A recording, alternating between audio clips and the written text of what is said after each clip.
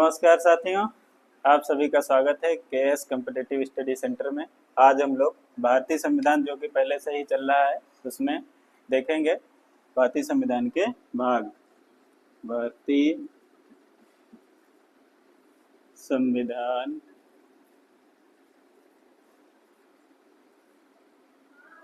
के भाग। अब भारतीय संविधान को भागों में विभाजित करने की आवश्यकता इसलिए पड़ी क्योंकि भारतीय संविधान एक बहुत ही विस्तृत दस्तावेज है। इसमें बहुत सारी चीजें देश को चलाने के लिए रखी गई हैं। अब उनको व्यवस्थित रूप प्रदान करने के लिए इसको 22 भागों में विभाजित कर दिया गया। अब हम लोग एक एक करके देखेंगे किस भाग में कौन सी चीज दी गई है। पहले से स्टार्ट करेंगे। भाग 1। भाग 1 इसमें क्या दिया गया है?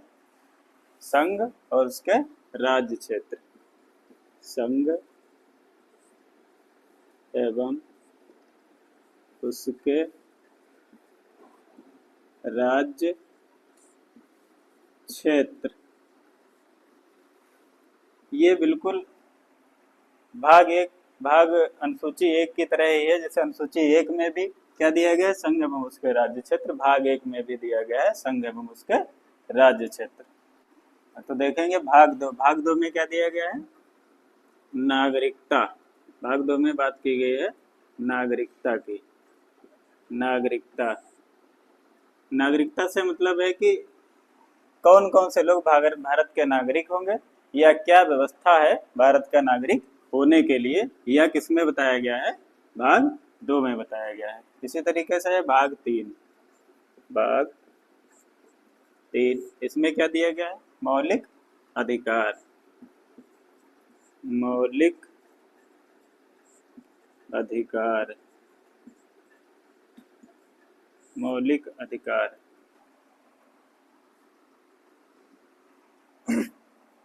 भाग 3 में दिया गया है मौलिक अधिकार। ये लिया कहाँ से गया है? मौलिक अधिकार लिया गया है अमेरिका के संविधान से। इसमें क्या है? व्यक्ति को जीवन जीने के लिए जो महत्वपूर्ण,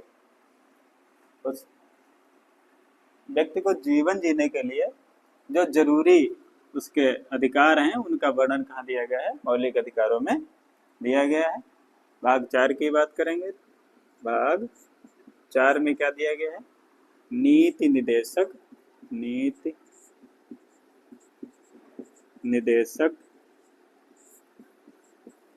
सिद्धांत। भाग 4 में क्या दिया गया है? नीति निर्देशक सिद्धांत। इसी तरीके से देखेंगे भाग 4 का। इसमें क्या दिया गया है? ये भाग 4 का आया कहाँ से? तो ये संविधान संशोधन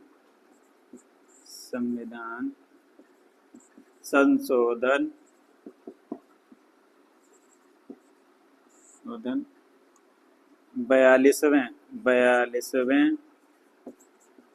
संविधान संशोधन 1976 के द्वारा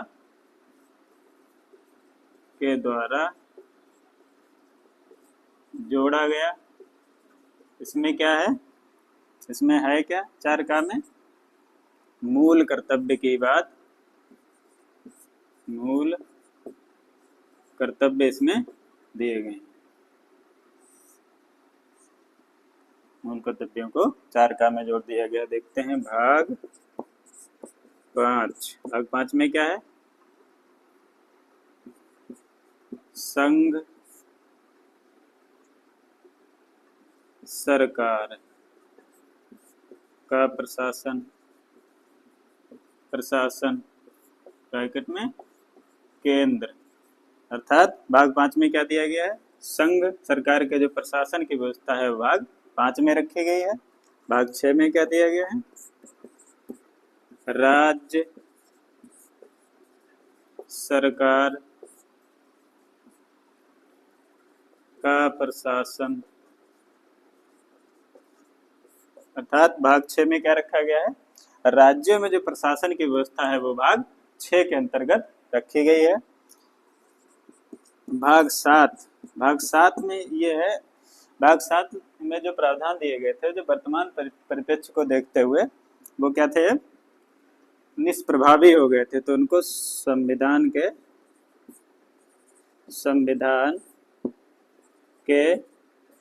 7वें संशोधन के द्वारा समाप्त कर दिया गया, समाप्त कर दिया गया। अर्थात यह क्या है, निरसित है, निरसित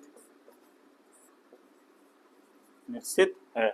इसी तरीके से आगे देखेंगे। भाग 4 के लिए एक आर्टिकल इसमें बनाया गया है, आर्टिकल 51 का, अर्थात जो है मूल कर्तव्यों की व्यवस्था अनुच्छेद 51 का के अंतर्गत रखी गई है, और संघ सरकार के प्रशासन की व्यवस्था अनुच्छेद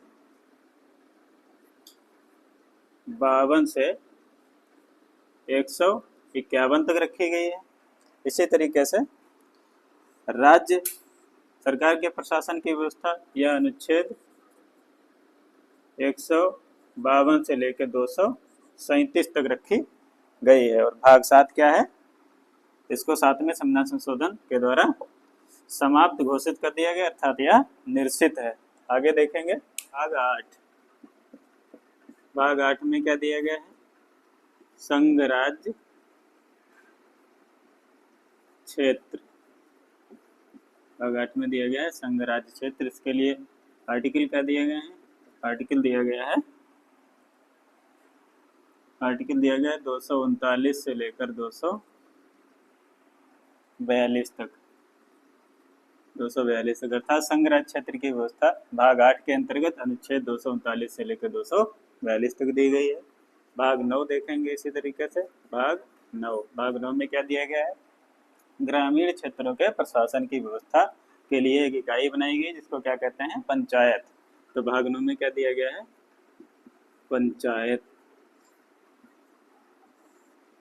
पंचायतों की व्यवस्था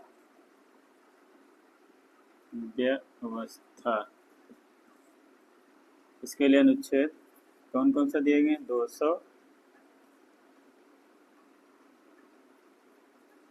243 से 243 को तक। अर्थात भाग 9 को बनाने की आवश्यकता क्यों पड़ी, क्योंकि जो ग्रामीण क्षेत्र का प्रशासन है उसको चलाने के लिए एक इकाई की आवश्यकता थी, जिसको क्या कहते हैं, पंचायत। अर्थात ग्रामीण क्षेत्रों का प्रशासन जो है पंचायतों के माध्यम से चलाया जाता है, जिसकी व्यवस्था भाग 9 में दी गई है। इसके लिए संविधान में अनुच्छेद 243 से 243 तक वर्णन मिलता है। इस तरीके से भाग 9 का भाग का है, इसमें दिया गया है जब गांव या ग्रामीण क्षेत्रों के प्रशासन की व्यवस्था हो गई, तो बात आई कि अब शहरी क्षेत्रों के प्रशासन की व्यवस्था कैसे की जाए। तो उसके लिए क्या बनाया गया, नगर पालिकाओं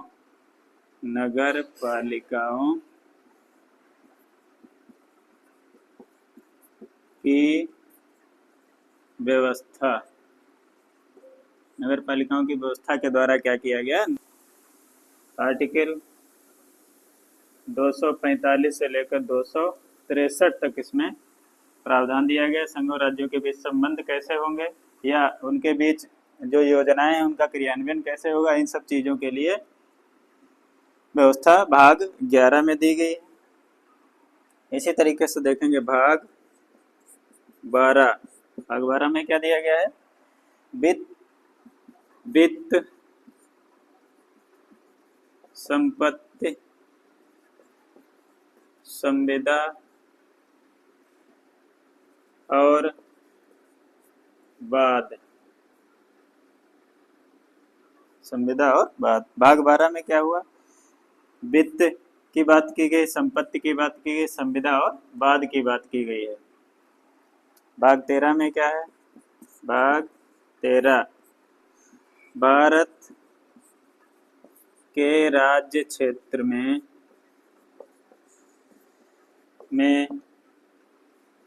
व्यापार वाणिज्य तथा समागम। अर्थात इनको याद करने के लिए क्या करेंगे, भाग भाग 12 और 13 को एक साथ याद करेंगे। क्या करेंगे, भाग 12 में जब वित्त, संपत्ति, संविदा और बाद की जब व्यवस्था हो, जब आदमी का वित्त यानी कि पैसा, संपत्ति मतलब जमीन, घर इत्यादि सारी चीजें हो जाती है, तो वो क्या सोचता है, कुछ ऐसा किया जाए जिससे और अपने आप को अपडेट किया जाए और वृद्धि की जाए अपनी संपत्ति में। तो उसके लिए व्यक्ति क्या करता है, संविदा करता है, अर्थात किसी के साथ क्या करता है, पार्टनरशिप करता है। किसी काम को करने के लिए पार्टनरशिप अपने राज्य में भी हो सकती है, या कोई बड़ा काम कर रहे हैं तो दूसरे राज्यों के साथ भी संविदाएं की जाती हैं। जब संविदाएं की जाती हैं तो क्या होता है, भारत में बहुत जगह जाने की जरूरत पड़ती है, भारत के विभिन्न क्षेत्रों में जाने की जरूरत पड़ती है। जब क्षेत्रों में जाते हैं व्यापार के लिए, व्यापार और वाणिज्य के लिए जाते हैं, तो फिर क्या पूरा दिन रात दिन 24 घंटे काम ही करते रहेंगे। फिर क्या होता है, फिर हमको आराम करने के लिए भी किसी जगह की व्यवस्था करनी होती है, अर्थात घर की व्यवस्था करनी होती है। तो उसके बारे में भाग 13 में बताया गया। भारत के राज्य क्षेत्र में व्यापार करने, वाणिज्य करने तथा समागम करने के अधिकारों की बात भाग 13 में की गई है। इसके लिए संविधान में आर्टिकल 301 से लेके 307 तक व्यवस्था दी गई। आगे देखेंगे भाग 14।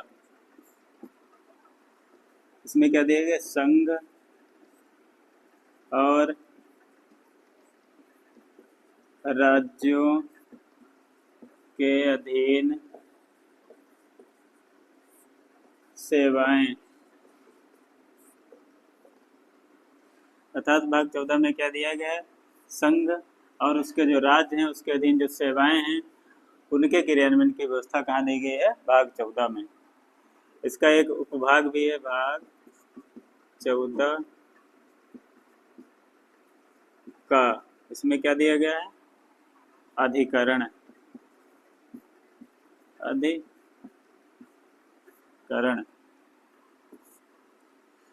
आगे देखेंगे भाग 15। भाग 15 में क्या दिया गया है, निर्वाचन, निर्वाचन। आर्टिकल 324 से लेके 329 तक निर्वाचन की बात की। निर्वाचन यानी इसमें क्या है, संघ और राज्यों के निर्वाचन आयोगों की बात इसमें की जाएगी। चुनाव कैसे होंगे उसके बारे में बताया जाएगा, निर्वाचन आयोग कैसे हैं, कौन से निर्वाचन आयोग के अंतर्गत कौन सा चुनाव आता है, वो भाग 15 में इसकी व्यवस्था अनुच्छेद 324 से 329 तक दी गई है। इसी तरीके से आगे देखेंगे भाग 16। कुछ वर्गों के लिए, कुछ वर्गों के लिए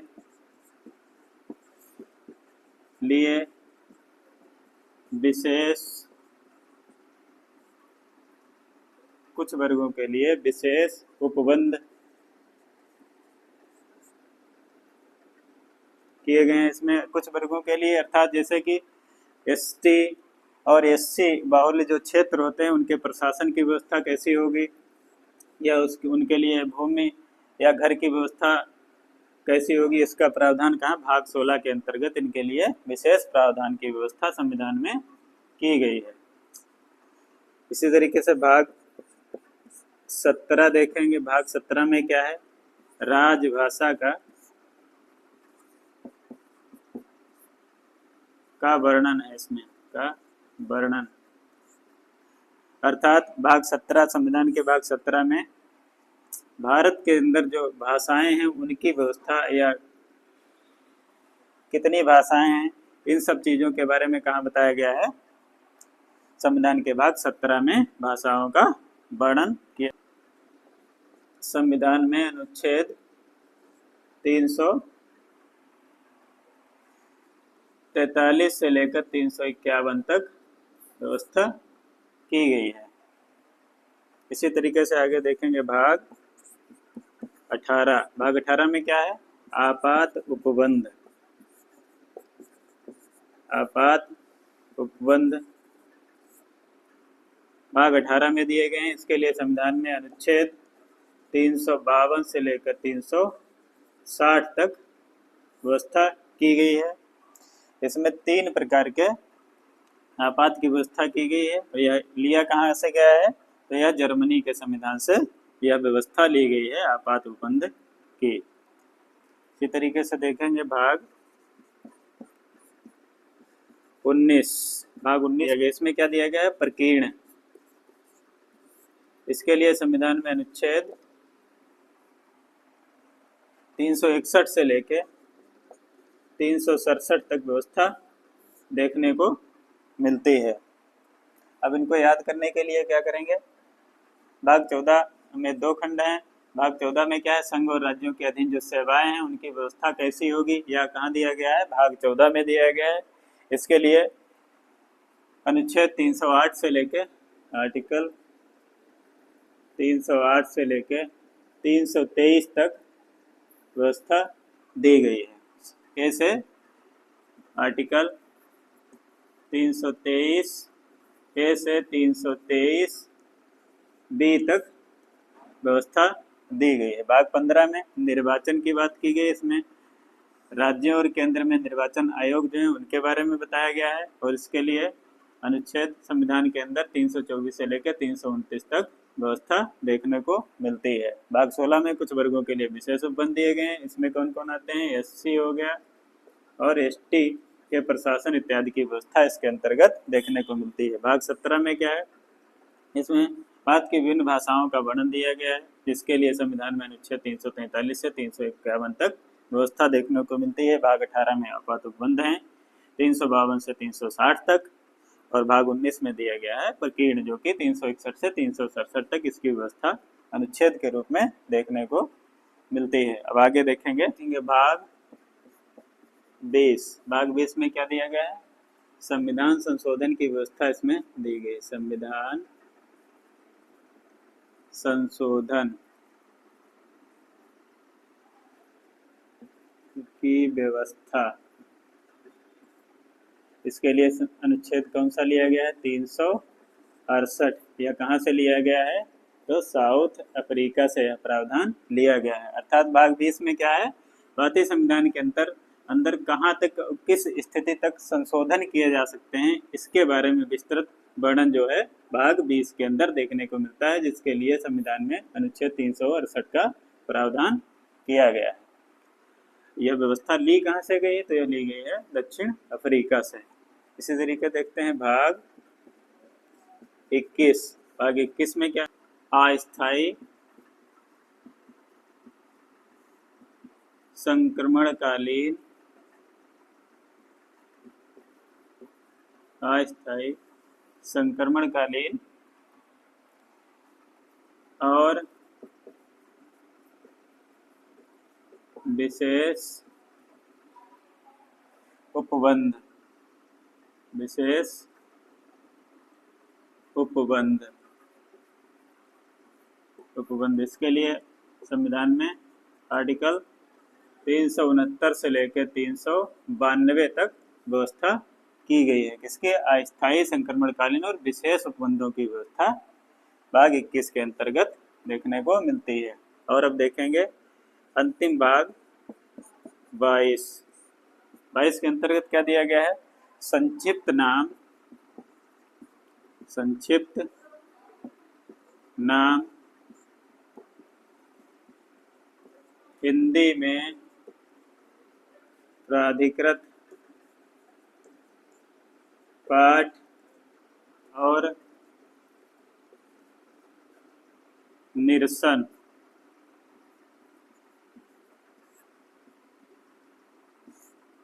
अर्थात भाग 22 में क्या है? संक्षिप्त नाम हिंदी में प्राधिकृत पाठ और निरसन अर्थात जो चीजें समाप्त की गई हैं उनका वर्णन, जिसके लिए संविधान में अनुच्छेद 393 से 395 तक व्यवस्था देखने को मिलती है। इस प्रकार आज हमने संविधान के एक बहुत ही महत्वपूर्ण टॉपिक संविधान के भागों के बारे में विस्तृत चर्चा की और उनसे संबंधित अनुच्छेदों की चर्चा की। आशा करते हैं कि आप इस वीडियो को 1-2 बार देखने के बाद कभी नहीं भूलेंगे और इससे संबंधित जो भी प्रश्न आज तक परीक्षाओं में आए हैं उनको बनाने की कोशिश करेंगे, और जो प्रश्न आप नहीं कर पा रहे हैं या जो चीज़ें इसमें नहीं समझ में आ रही हैं उसको आप कमेंट करके पूछ सकते हैं, आपको समझाने का प्रयास किया जाएगा।